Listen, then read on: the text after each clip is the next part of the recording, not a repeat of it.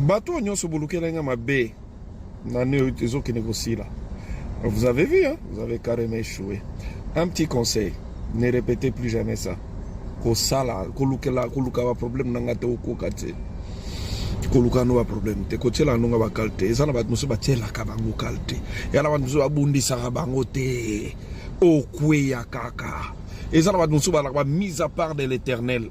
Ta obundisi ndenge okwano longete poto yeba makambo ndenge banda to yeba pendenge suka na suka nango to gania ka bino alors bino bolukela ka biso makambo omoni nde boluka qui année passée vous avez vu comment vous avez échoué carrément. Alors, n'essayez plus, arrêtez carrément. Si tu continues, un jour, tu risques toi-même de te retrouver dans une situation très bizarre. Donc, tika, ezana batumusu ba simba bangote.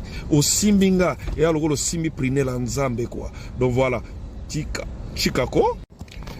Bateau nyonso bolukelenga mabe, na neo ezoki négocier.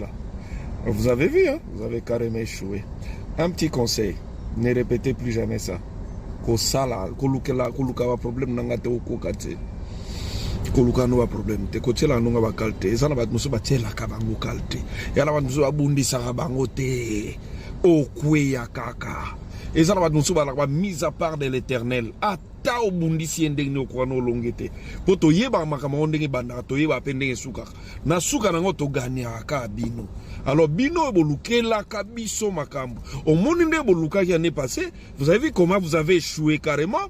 Alors n'essayez plus, arrêtez carrément. Si tu continues, un jour, tu risques toi-même de te retrouver dans une situation très bizarre.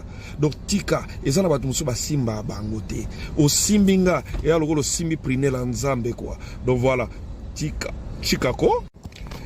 Bateau nyonso bolukelenga mabe na neo ezoki négocier.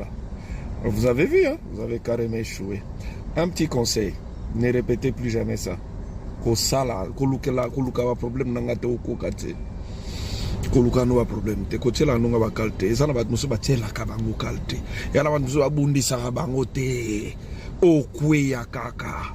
Ezana bat musu ba mise à part de l'Éternel. Ta obundisi ndenge okwano longete. Poto yeba makambo ndenge banda to yeba pendenge suka. Na suka nango to gania ka bino.